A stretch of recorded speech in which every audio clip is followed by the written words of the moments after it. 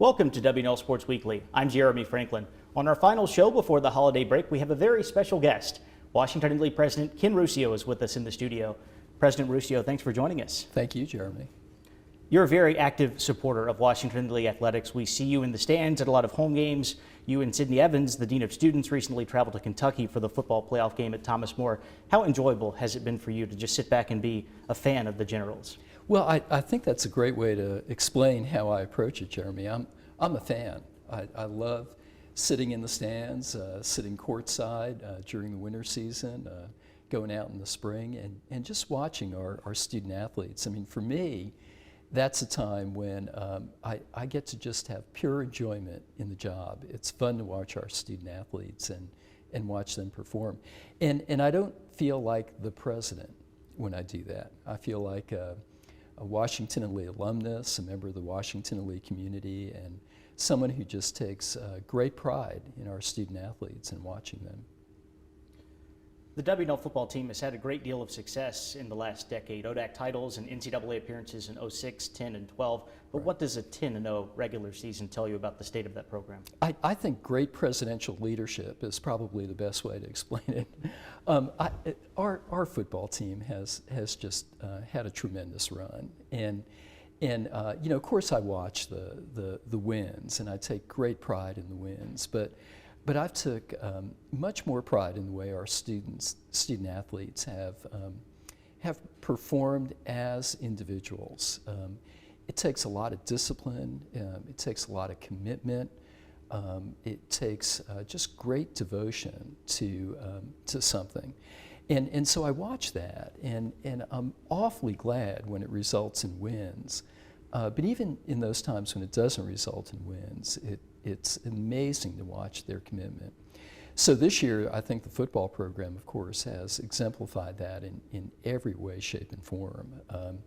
You know, to watch great coaching, to watch a great team spirit, to watch everyone. You know, of course, a lot of times in football, you pay attention to the person who has the ball.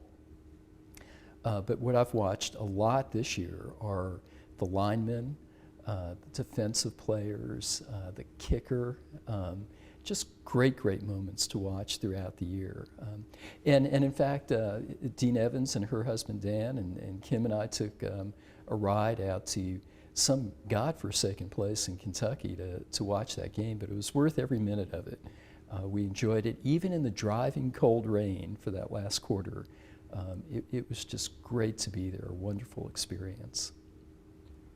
Scott Abel's team has received a lot of well-deserved recognition, but football wasn't the only sport that has excelled so far this year. Men's soccer won the ODAC title. Men's and women's cross country both won conference championships. Field hockey reached the conference final for the first time in a decade. Can you recall a season where the Generals had as much success as they did this fall? Well, no, I can't personally. Maybe if we go back through the record books, we might find something like this.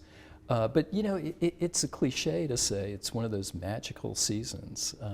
No matter where you went in this on a Saturday afternoon or Wednesday afternoon in what appears to be kind of an Olympic village back there, you go from soccer to field hockey to football to you know, occasional cross country thing on a Saturday morning. It has been truly one of those magical seasons. 5 coaches of the year, if I have that right. I'm not sure that's ever happened before. You know, watching field hockey have just an unexpectedly great season in some ways. I think we were all going to kind of see how that unfolded over the next few years, but you know, Gina comes in as the new coach, and all of a sudden we're playing for the conference championship. Men's soccer, you know, watching that championship unfold, and then going at least into the second round of the NCAAs. The player of the year in the conference in men's soccer. You go down the list, and everywhere you turn, cross country, it's just been a fantastic fall season for us. The landscape of college sports has been shifting rather dramatically over the last few years, increasing power for the larger Division I conferences. There's the discussion of pay for play for scholarship athletes. How do you see those changes filtering down and impacting Division III? Well, I hope they don't filter down. I may be one of the last idealists or purists when it comes to college sports, but one of the most interesting things about watching our student athletes is you're watching someone perform on the offensive line, or someone who is running in a championship cross-country meet, and you're not just watching an athlete perform. You're watching a physics engineering major, an art major, a history major, a business administration major, who has just written a thesis on something. You're watching them enlarge their education. They are learning so many things at Washington and Lee, and the athletic experience, the classroom experience, the leadership experience that they get within the community. All of that comes together where the whole is so much greater than the sum of the parts. And I think one of the things I most lament about the power divisions and Division I is the segmentation of the experience. You're an athlete, and then you occasionally pick up an education along the way. But the coming together in Division III, and especially at a place like Washington and Lee, really distinguishes that experience from what happens on many other places. Your experience with D3 sports goes beyond your role as an administrator. Your son Matt played lacrosse at St. Lawrence. How did being the parent of a Division III athlete impact your view of college sports? Yeah, well, that's a whole different experience, as you might imagine. When I go to college president meetings and talk about Washington and Lee athletics, that's great.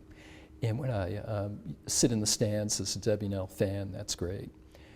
When you sit in the stands as a parent, that's a very different experience. I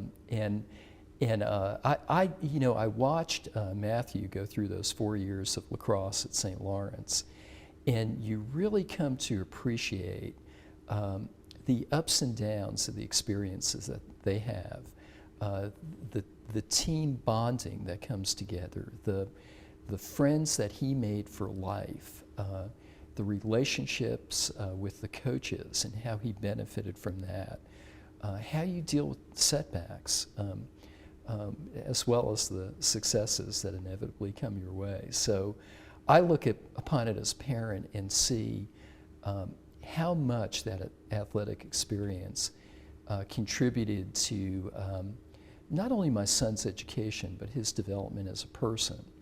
And I can recognize that in our student athletes as well. You spoke earlier about the advantages of the Division III model for student athletes. Why do academics and athletics seem to complement each other so well at a place like Washington and Lee? Because I think one of the reasons that academics and athletics complement each other so well at a place like Washington and Lee is, to be honest, I think some of our students self-select for that, and we're the beneficiaries of that. I don't think we make any bones about, if you come to Washington and Lee, you're coming here first and foremost for that hard education that is going to prepare you for the rest of your life. But I think the students who come here also know that education is not confined to a classroom.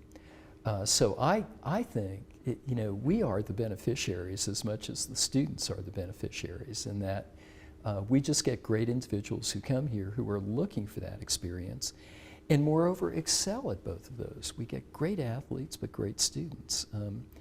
It's a wonderful environment to have. During your tenure as president, there have been several notable upgrades to the athletics program, from the new Wilson Field to the natatorium that's currently under construction. How would you rate WNL's athletic facilities overall? Well, I think when I first started here as president in 2006, we were just getting ready to launch into the Wilson Field renovations. I often refer to the old Wilson Field as a place of great character, but really one of the last embarrassments on this campus, and we really needed to do some work on that. So the Wilson Field renovations came very soon.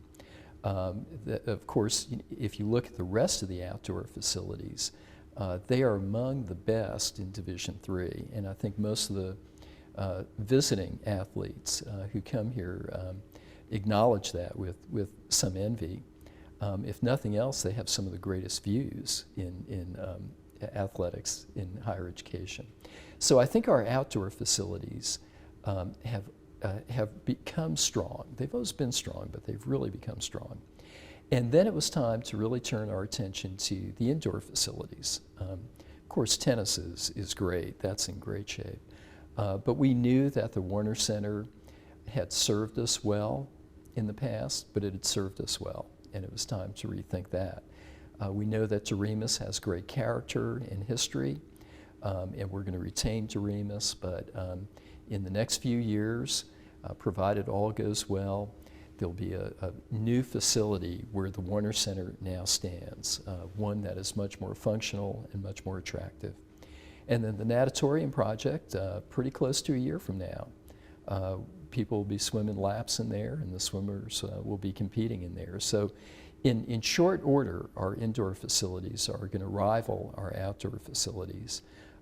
And that should be the case. Not luxury, anything. I mean, we're not building sky boxes and outrageous facilities, but we're building ones that our student athletes deserve and will enable them to perform their best. What are your expectations for Washington Lee athletics in the years to come? Well, I hope they continue to do well. And when I say well, of course, I hope they keep winning. It's nice to kind of own the Commissioner's Cup and the ODAC. It's nice to send students and teams on for postseason competitions.